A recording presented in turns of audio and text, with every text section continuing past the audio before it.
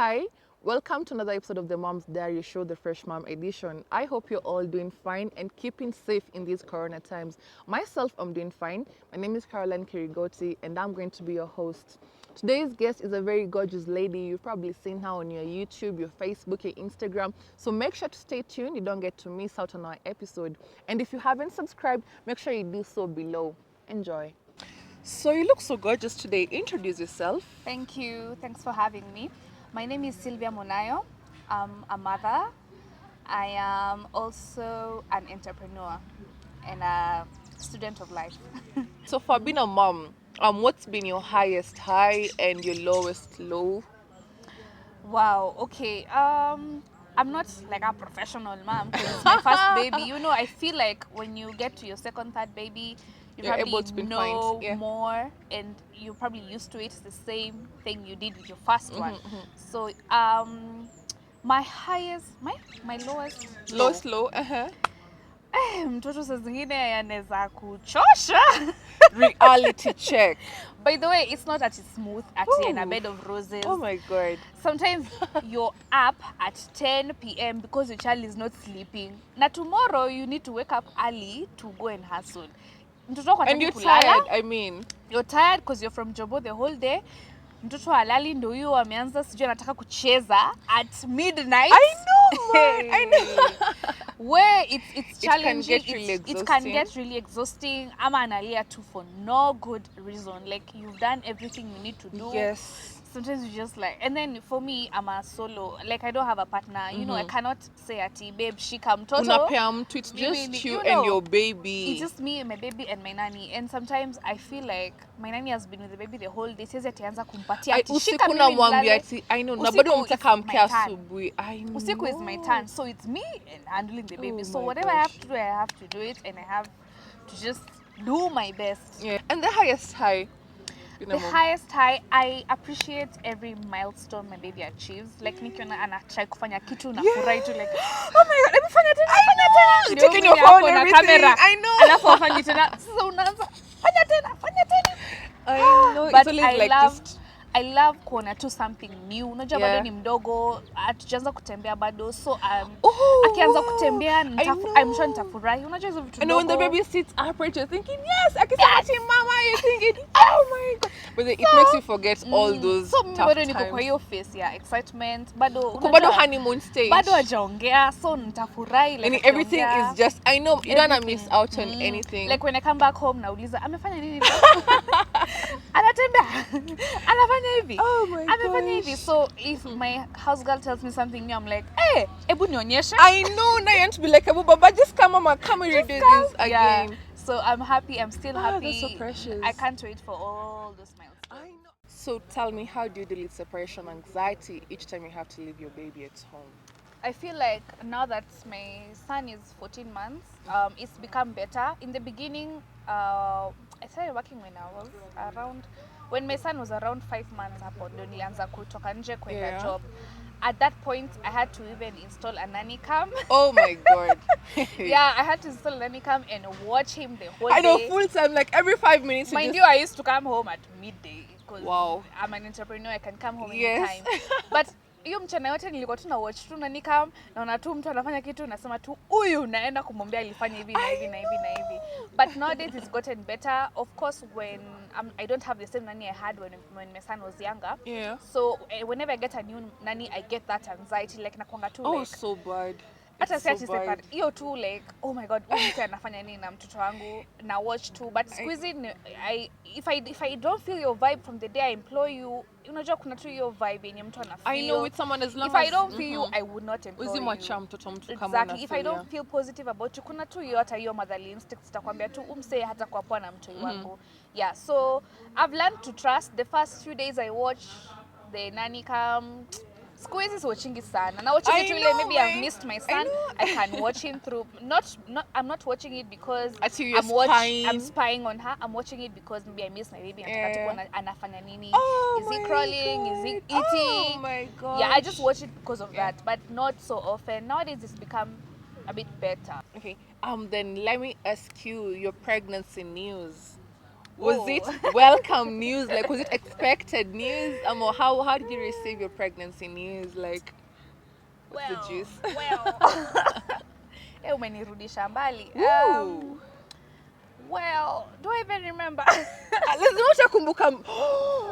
But nobody ever forgets, especially your first Your child. first pregnancy was a sao. And nilikuwa na feel some type of way. Na feel nausea, you began feeling the symptoms that you I started feeling nausea, and then I noticed, actually, you know what? My periods are late. Oh no, what a realization. Actually. And then I was like, I'm at the late because of I know, unajua be a partying environment, traveling. Probably it's too hot. It's been hot lately, you know. Girl. So I was like, you know what? Actually, I think I'm pregnant, but I was in denial. So I just went and took a test from the chemist, and I went home and tested. I know it comes. I was like, what? And for some funny reason, because me, I'll be like, a couple of tests. For some funny reason, you never expect the two lines. I know. Unexpecting it, am I any mistake? But once it okay positive, I just believed it. I didn't even need another test, by the way. I believed the first test. I didn't even take another one. Yeah? So like you, like your mind together. Imagine I'm pregnant. So I started thinking, oh my God, my mom is going to kill me. Yeah. Oh my God. What am I doing? In terms of happy. I called up whoever got me pregnant. I told my friend, whatever. Why you sit down? I just told him, Aki, imagine my periods are late. He's like, what? Why? I'm like, why? I think I'm pregnant. You've taken a test. Naishikilia sai.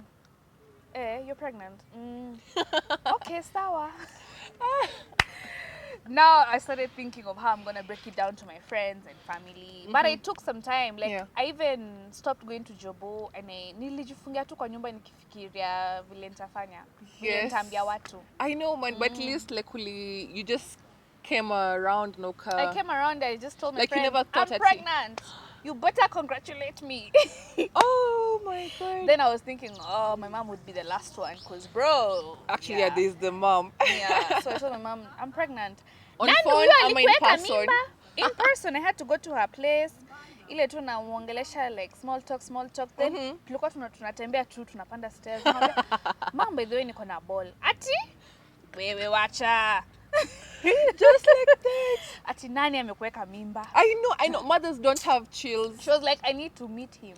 Hey, you're thinking, Mom, it smells pregnant. So telling me, bado career yako, uja pick up career, nini, sasa atakuoa ama? I know. The obvious questions that, my mom asked. I'm thinking, at least you are in a job. Unajua mimi nilikuwa shule. So maswali ni tofauti. Oh yeah, maswali ni tofauti. But still my mom was like, you're still young. I know, ile denial ya you need to achieve so much. You have so much ahead of you. It's like mtoto ataku stop from achieving. Slow down, ataku slow down in your career. But she came around. She came around eventually. Now, she would do anything for Craig. Like she would do anything for her grandson. And how was your support system during pregnancy? Like, did you have any issues, complications, ups, downs? Well, okay. Haikuwa mbaya. My friends were there for me. Yeah. Actually, I think the most people who are like people I really treasure my friends. They were really there for me throughout the journey. And and then I had a few friends who are moms, so it was easier for me. I was a teenager. All my friends are not pregnant. The first mom in the clique. Exactly. I was not the first mom in my clique and all that. So at least some were moms, some were not. And the ones who are not moms and are still not moms, they're still my friends and they're very supportive. My family was very supportive as well. So it's been good. Mine, that's so nice. Yeah. I always love stories which are so positive. Like my circle, because I'm thinking pregnancy. All my friends were boys. Like my clique used to be boys only. Now you have to change your circle. First of all, until today, I think I only have like 2 girlfriends. I said we are tight like that. Mila, I'll see once in a year. We'll have a good time. We move on. Me and my friends ilikuwa I disappeared. So now they'd come and musi kwa window yangu. They're like, uko na ball? No madishi. I'm like, Zimi, I'm lazy. That is where come we go. Me, I lived in my homie's house. Kuna this art, they're called Jivu. Niliishi kwa nyumba I think for 2 months. What? As in, I went to visit one day. They were like, Cheki Karo, you're not going Car. back there. Just come and stay here. So let's go. Like a good support system is It's really very all essential. what you need. Yeah. Yeah. And then now let me ask you. This is a bit the childbirth.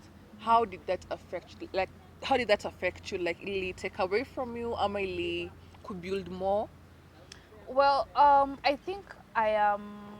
As okay, my friends would say I'm the strongest person. Oh, you're the in the click on them In twice. the clique, We're gonna do this. I mean, mimi ni ule mse like it's like you say if Slay can make it, anyone can make it. Unaona, yeah. I feel like I've become so much stronger. Even Yeah. my personality, the way I handle things, I feel like I've become stronger, and not physical strength, like internal strength. I've Yeah. just become so much stronger because kuna temata I was so stressed. Like once I gave birth to my child, I was so stressed, and then I was living alone. Yeah. So I moved to a bigger house to accommodate my baby, and obviously I was and then gonna have a nanny. nanny. So nilikuwa tu like, whoa, this thing is new to me. And then at some point, I wasn't getting along with my mom so Yeah. well. So I was just alone. Tuseme tu nilikuwa tu When alone. baby was like small. There's a time like nilikuwa na postpartum. Inaitangwa nini? okay, I would say by the way probably I had postpartum depression. I don't know. But I would want to call it stress because it didn't last long. Nilikuwa tu nalia saa zingine. Mtoto wangu akilia na mimi nalia. I know. Na feel too helpless. Na Google vitu unajua. Na Google vitu na unajua alafu kulikuwa tu na rift tu fulani mimi na mamangu. And you know probably at that moment mama yako anafaa kukusaidia. That is the one. But the only person nilikuwa na feel kama mimi ndo nilimcut off kiasi, unaona, like I wanted to do this thing on my own. You think it's your burden, your stress, nobody's gonna understand and you. You know, she was not saying the things that I needed to hear. Unataka ukujue kama mtoto, yet you've just become a mother. Because I had the same issues. Mom, you know, I'm like, Mom, I'm suffering. Najua, come and help me, come and bail me out. How she's thinking, you just chose to start raising a child of your own. And then sikuwa nimejipanga na tena nani na nini. So two of my friends, Ivy and shout out to Ivy and Shukri, they came over to my place to even like kunichunga kama hao ni nani wangu, unaona. Wow, so sikuwa nimejipanga ati sijui I have a nanny ready there waiting for me at my place. So you didn't have a nanny? I gave birth and I went home. No way. My friends were the ones chungaing me, cooking for me, nini. What? Then it later must have on been confusing. Yeah. Because I can imagine me but one of my friends was already a mom, unajua. So alikuwa ananisaidia na ananiambia fanya hivi. Yeah. What? But they're my friends, you guys. Until today I'm now watoto na sijui mnangojea nini. By the time you're getting kids, I won't be anywhere around you because a kid has hakuna manual ya motherhood. Hakuna manual, una freestyle too. That baby just appears, boom. Me didn't even know how a diaper is changed. Mimi mwenyewe nilionyeshwa tu kuosha mtoi only once hosi na nikaenda nikafanya the same thing nyumbani. Okay, so what are some of the lessons you've had to learn the hard way about motherhood? Well, I had to be a bit more responsible, I would say. Because if my mom would say how I was kitambo, I'm sure she would notice some pretty good things. She'd probably say like, "Huyu hata hajui usiku afungangi mlango. Sasa atalea aje?"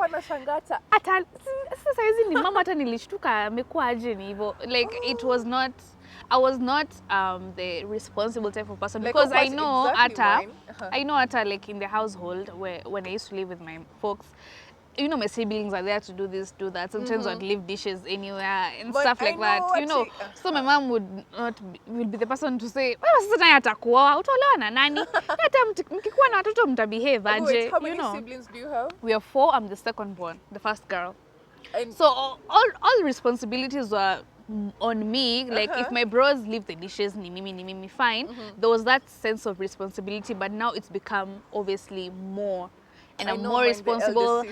I'm handling my thing. I feel like I'm a grown-ass woman. I feel like I feel too contributing. Mimi mama ya mtu, because my mama said nimemmisuse hiyo title like kila saa excuse yangu ni mtoto wangu because at the time I didn't know a certain number of head, and then she was like, hujui namba yako na hiyo number of head? Nikasema sasa nijue date ya mtoto wangu, nijue nini, nitamemorize kila kitu. My mom was like, ai hata wewe umetuchosha na umama, ai you think the first one kwani wewe ni wa kwanza kuzaa? Ai unatuchosha. But you know, like I feel more responsible. I'm a mother, you know, I take care of my own thing, I do my thing. Wait, which now comes to the next question. What does your mom think about your parenting skills?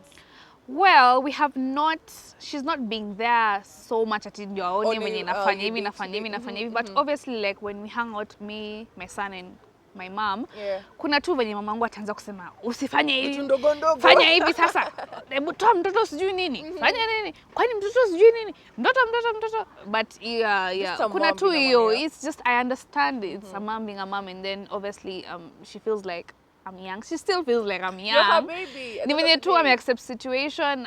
Najua like najua hiyo situation ni yako, Yeah. but kuna venye tu atasema tu like fanya hivi, mtoto hivi. Me, my mom, I mean, 2 kids down, you think ati ameniacha ati now I have the hand on it. I think it's always going to be there. And then, are you raising your son how your mom raised you? Well, I think it's too early to say that, but What do I you would think say, you will? I would say nimekopi vitu nyingi zenye mama yangu anafanyanga. As in, I'm just taking over what I used to see my mom doing. Yes. So I guess I'll continue with the same concept. Na freestyle too, but nakumbuka too, my mom used to do this, my mom used to do that. Sometimes I talk, like when I scold my nanny or tell her something that she's done wrong, I feel like I feel like I sound like my mom. I know. I feel like I sound like her. I always think it's just because I have, me, I've always been like, Mom, I don't look like you, we ain't the same. As you look at it, You're like the twins, same. But the moment that I'm like, Stefania, heavy, I'm punishing my kid, I'm always like, you sound like your mom. I think it's assimilation. You have nowhere else.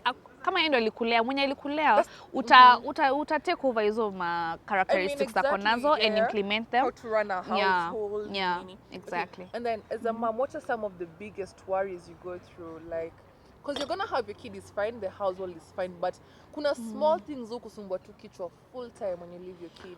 Obviously, bills, shmoney, you know, I sit down and I'm like, where is school fees nitalipa siku moja? Where is the diapers ni expensive?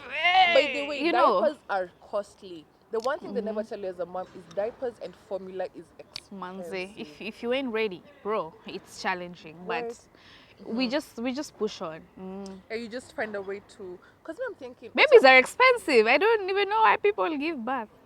I know, Manze, it's so funny. You'd think that a kid cause ni mdogo hakuna inexpensive. Hey, babies are anything, expensive. but so if you're not ready, it's a trap. It's a trap. if you're not ready, it's una thing. I know. Every but time you're just that angry Wezi, mom. kila mtoto yuko na sahani yake. Even me, I did it. So yeah, you can make it. You can make it. You just adapt to it, yeah?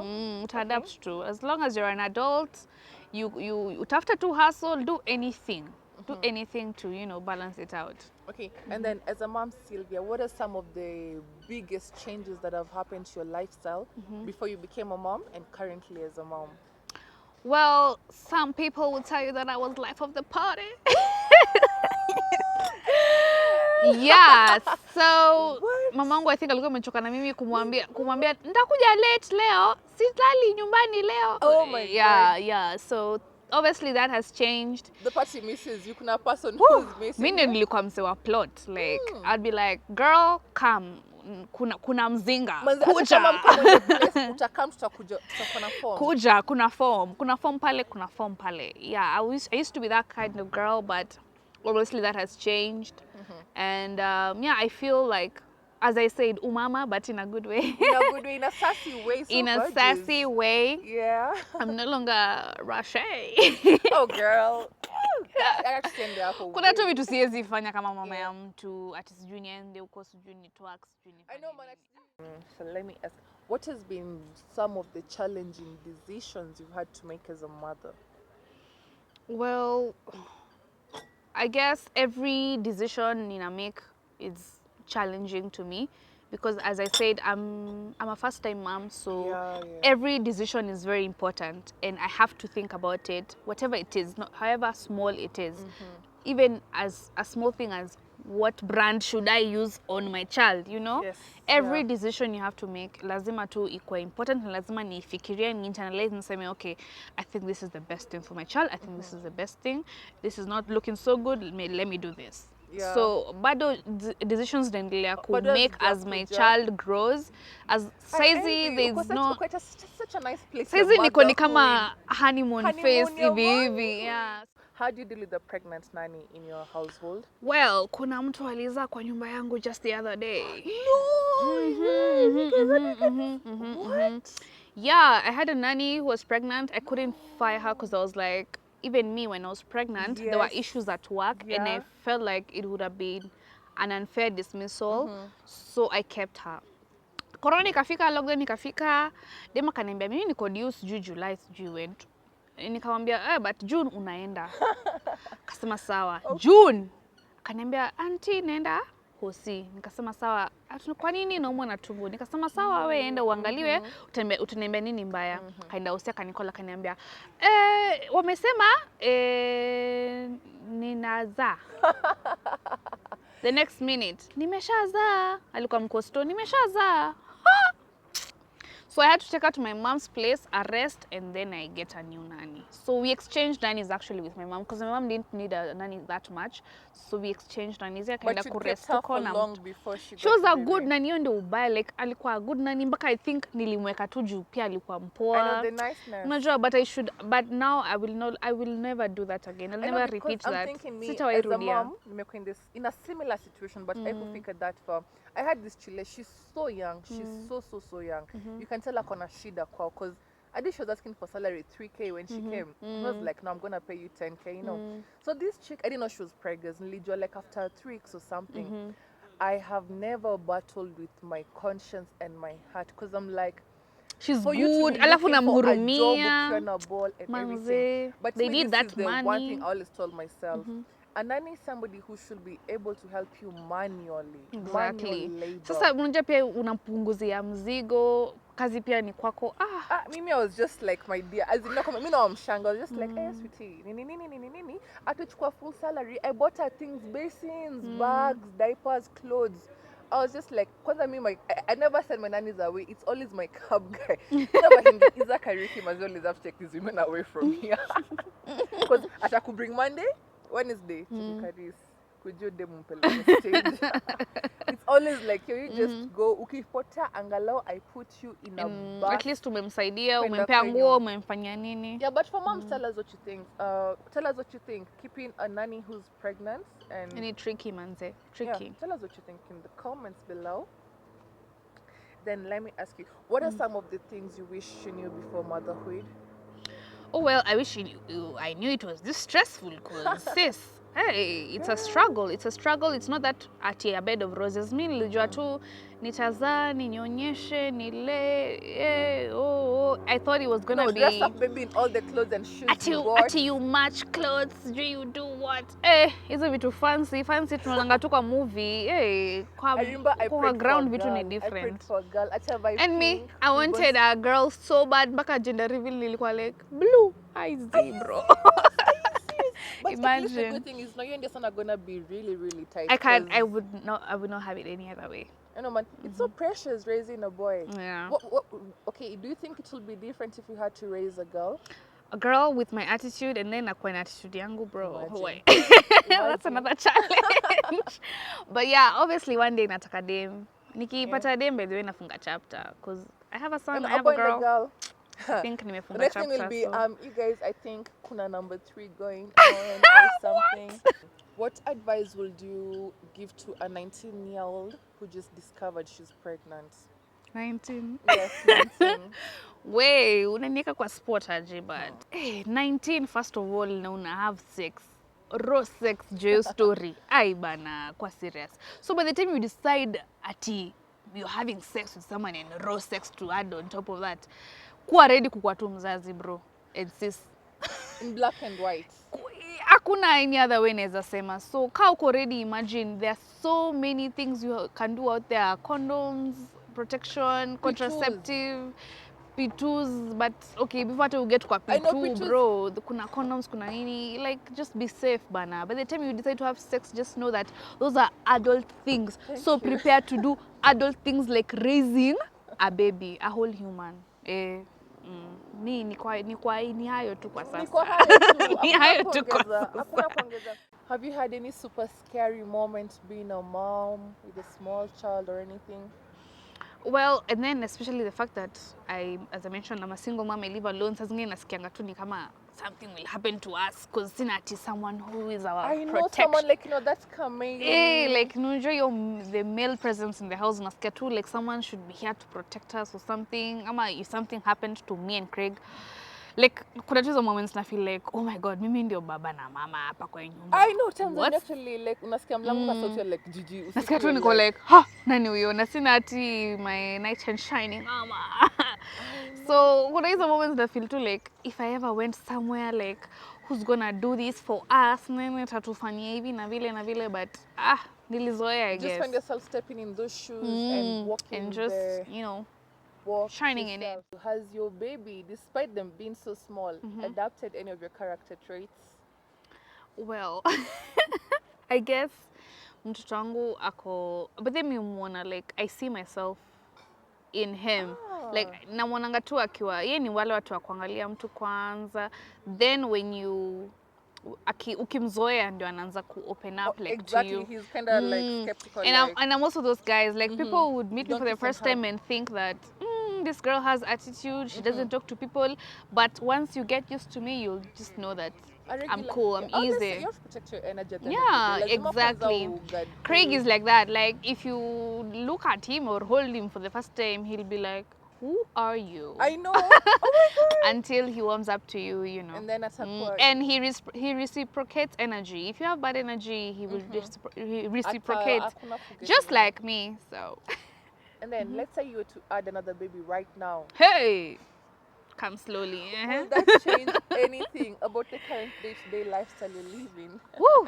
First of all, I think in my planned future, I should stop planning and just let things flow because I'm so uptight. Like there's a way I've planned, I've said surgery. Oh, see, everything is. You know, I've even chosen character traits for my partner. You know, like I should just relax and let things flow. I know.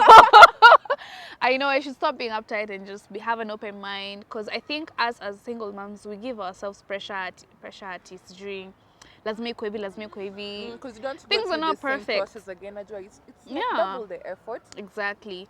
And then also I feel like we're intimidating to so many people. I feel like it's harder to date a single mom as opposed to just any girl out there. Oh my god. Yeah, so obviously I can't just have any Tom, Dick and Harry in my life. I have to have a strong guy, a guy who will accept Craig first and then accept me. You know, I come with the baby.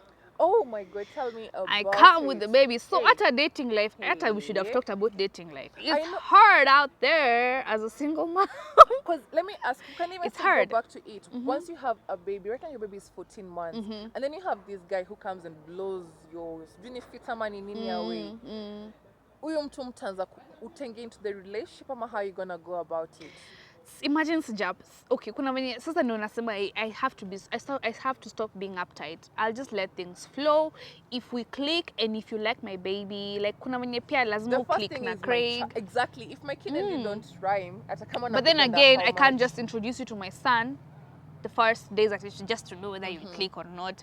Itakuwa process. I'll take my time to juane. Unajua I'm sure I'll kiss a few frogs before I find my Prince Charming, obviously. So I can't just introduce just anyone to my son. I just can't. I know, man, I think so we have to click fast. Nione, are you a fatherly figure hivi? Kama we ni wadunda sana, also I'll be like, me and you, we don't. Unajua lazima tu uone mtu ako na sense of responsibility. Lazima meet hapa. Lazima ukwe a bit fatherly because also my son needs a father figure. Okay, before we finish, due to the COVID pandemic and everything, how do you guarantee stability in the household without biashara and inflate? Sometimes it's extremely bad, sometimes it's really good. How do you manage kukuwa na stability kwa nyumba, like, you know, with bills and everything? Okay, naweza sema I'm a jack of all trades. I can do almost everything. Wow. As long as it's legal. Yes. So pale kwa mtandao, you know, endorsements kiasi, madeals zinaingiana, gigs zinaingiana. Hiyo pia ni hustle yangu. Yeah. Cause I'm an influencer as well. I probably should have mentioned that. So, you know, deals zikiingiana nipataka email imeingiana na furahi cause at least nakulia both sides. Kwa duka yangu online. Yeah, basically siezi lala njaa. I'm a jack of all trades and I'm a hard worker and I'm a superwoman. Yeah. So I will do, hata kama itafika point ya kuuza nyanya na kitunguu, I So will be do it. it. Mi bedhe sinanga aibu, naweza lima shamba, sina aibu. I admire Sina your haya by the way. resilience. Ukishakuwa na mtoi bedhe hata uwezi. Uslay queen kando, uwezi kuwa na haya. Trust me, I know. Because many times I was like into the whole modeling. That, you know, I want to just I do want to nini. focus on my life. That is, if it's a job, I want to be driving what car. At this point, I think niko na boda biashara mali. Na Wow, plant I like mananasi, that. sijui. Right now, najua everything. Others says they keep track. Unasikia mara and start printing t-shirts. I think in Kenya also to survive you have to have more than one source of income. Kwanza when you're doing entrepreneurship, The more the right? better. Hata kama you're employed, just uza kitu on the something side. on the side, always. Yeah. Because unaweza pata things happen. Things happen. Things happen. What if you're retrenched or something? I You know, will fall man. back kwa And hiyo biashara save. yako. People should save. Me always tell people, save. Hiyo kidogo uko nayo. Save so much, just save 50 bob. Because rainy days come, my friend. Rainy days come. True. What? Can you imagine you're going to Hosi to deliver normally? Kidogo nambwa C section. Hey, C-section. I don't mind. You're thinking, you know, just 20 days. Your kid can get really sick. They have to be admitted. Yeah. As in, anything can happen. Your house can flood. So Things can happen. Always True. save, and hustle. Ladies especially. We're ladies, man. And superpowers, I always tell moms, as your superheroes, the True. fact you have your life and somebody else's in your hands, already on a superpower, manzedi. And I love your t-shirt. Thank so you. Okay. Thank you. We shooting? Okay, now you need a message for your babies. Then now you're gonna talk about your job. The last one.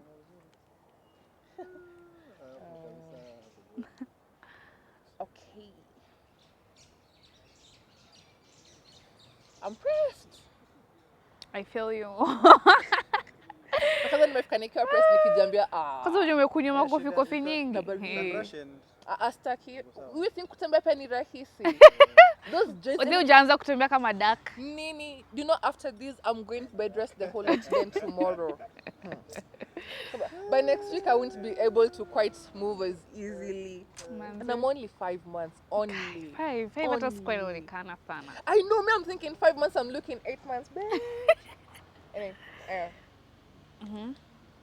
shit. Okay.